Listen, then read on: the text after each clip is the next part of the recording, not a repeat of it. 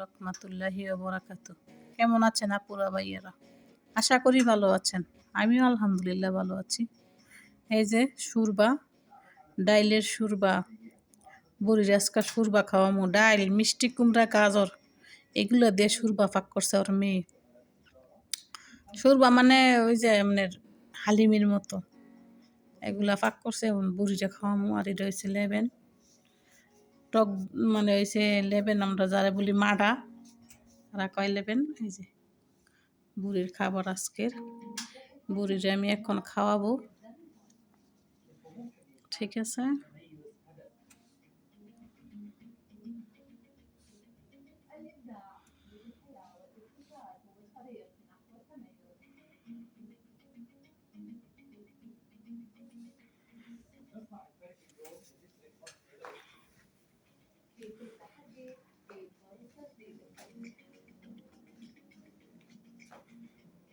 ভালো থাকবেন আপুরা ভাইয়েরা।